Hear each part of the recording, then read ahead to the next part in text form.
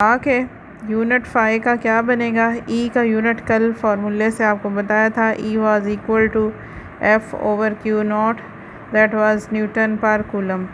ई का unit newton per coulomb और area का यूनिट जो है वो मीटर स्क्वायर। तो फाई का यूनिट क्या बना, न्यूटन मीटर स्क्वायर पर coulomb, that is the unit of phi. Phi क्या है, इलेक्ट्रिक फ्लक्स। ठीक है, अब आप मिनिमम फ्लक्स और मैक्सिमम फ्लक्स के केसेस करेंगे। When the flux is maximum, flux maximum कब होगा, व्हेन सरफेस को फील्ड लाइंस के कैसे रखें, when surface is held perpendicular, when surface is held perpendicular to the field lines। तो phi is equal to E dot A. जैसे आप first year में करते रहे हैं, ए डॉट बी को जब आप खोलते हैं तो ए बी कॉस थीटा। यहाँ से जब आप इन दोनों को डॉट प्रोडक्ट को सॉल्व करेंगे तो E dot A that is equal to E A cos theta, जहाँ थीटा क्या है, एंगल है किसके दरमियान, ई और ए के दरमियान। यहाँ लिखा है हमने when surface is held perpendicular. अब परपेंडिकुलर से हमारे माइंड में आता है कि एंगल थीटा होगा, हालांकि ऐसा नहीं है। थीटा हमने किसके दरमियान लेना है, ई और ए के दरमियान, ना कि सरफेस और इलेक्ट्रिक फील्ड के दरमियान। सरफेस परपेंडिकुलर है लेकिन एरिया वेक्टर किधर को होगा।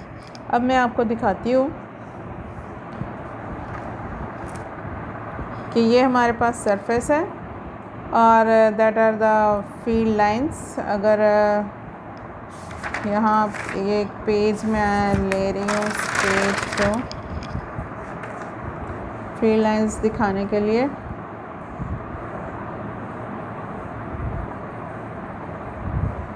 these are the field lines। you can see कि मैंने सरफेस को रखा इधर फील्ड लाइंस के ऊपर, तो ये इसमें से फील्ड लाइंस पास करेंगी जस्ट लाइक दिस। ये देखें, ये इसमें से फील्ड लाइन गुजर रही है, ये सरफेस है। अब सरफेस जो है वो फील्ड लाइंस के परपेंडिकुलर है। ये देखें, ये है ई, इसको मैं लिखूँगी ई, ये ई की डायरेक्शन है, इलेक्ट्रिक फील्ड की डायरेक्शन है इधर को। ये देखें, ये सरफेस और ये ई, ये आपस में क्या है, परपेंडिकुलर। ये देखें, यहाँ से आपको क्लियर नज़र आ रहा है, this is the surface and this is the surface and this is the field lines, they are perpendicular to each other. Now where is the area vector. हमने एंगल लेना है, सरफेस और ई के दरमियान नहीं लेना, एरिया वेक्टर और ई के दरमियान लेना है। Area vector is the outward normal, this is the area vector, this is the surface and this is the area vector. You can see E and area vector are parallel to each other, this is E and this is the area vector, they are parallel to each other। surface is perpendicular to field line while area vector is parallel to the field lines। so यहाँ जो आप theta put करेंगे, theta 0 होगा। इस perpendicular से confuse नहीं हो जाना, हमने एंगल जो है वो ई और ए के दरमियान लेना है और इस टाइम आपने देखा है ई और ए के दरमियान एंगल 0 है। so E A cos 0 and cos 0 is always equal to 1, then it is equal to E A। so phi is equal to E A, that is the maximum flux। maximum flux कब होगा, when surface is held perpendicular to the field lines। इसमें याद रखिएगा, perpendicular लफ्ज़ से confuse नहीं होना। यहाँ थीटा जो है वो 0 पुट करना है। उसके बाद मिनिमम फ्लक्स का केस है। मिनिमम फ्लक्स कब होगा, फ्लक्स मिनिमम होगा when surface is held parallel, when surface is held parallel to the field lines. अब देखें यहाँ वर्ड आया है पैरेलल का। अब सरफेस पैरेलल पड़ी होगी, phi is equal to E dot A, और उसको उसी तरह से डॉट प्रोडक्ट की मदद से आपने खोल लें, that is E A cos theta. अब हम देखेंगे यहाँ थीटा क्या है, सरफेस पैरेलल है, so it will be like that. These are the field lines and this is the surface. You can see surface is parallel to the field lines. Surface is parallel to the field lines. Now where is the area vector?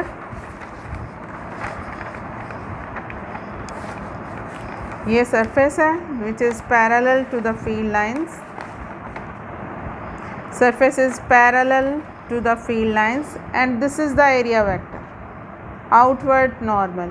You can see area vector is now making an angle 90. Area vector is making now an angle 90 with the electric field. Surface जो है वो parallel है लेकिन area vector field lines के perpendicular है, तो theta जो है यहाँ जो आप थीटा पुट करेंगे that will be 90. Theta is equal to 90 E A cos 90 and cos 90 is equal to 0 and the flux is 0.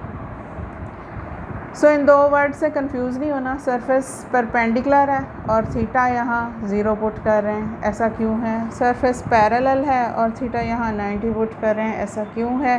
क्योंकि पैरेलल से माइंड में यही आता है कि थीटा 0 होगा और परपेंडिकुलर से माइंड में यही आता है कि थीटा 90 होगा। ऐसा नहीं है, सरफेस परपेंडिकुलर है लेकिन एरिया वेक्टर पैरेलल है। यहाँ सरफेस पैरेलल है लेकिन एरिया वेक्टर परपेंडिकुलर है और आपने जो एंगल पुट करना है वो ई और ए के दरमियान है, ना कि सरफेस और ई के दरमियान। सरफेस और ई के दरमियान नहीं है, ए और ई के दरमियान है। So these are the cases of maximum and minimum fluxes and the unit आपको बताया इलेक्ट्रिक फ्लक्स का यूनिट न्यूटन मीटर स्क्वायर पर कूलम, ठीक है। और फार्मूले के मुताबिक phi is equal to E dot A, that is the dot product of electric field intensity and area vector. सिर्फ एरिया नहीं कहना, एरिया वेक्टर है, ठीक है। So that is the electric flux, ठीक है। ये हमारा आज का आर्टिकल था। इंशाल्लाह कल जो है वो हम नेक्स्ट आर्टिकल करेंगे।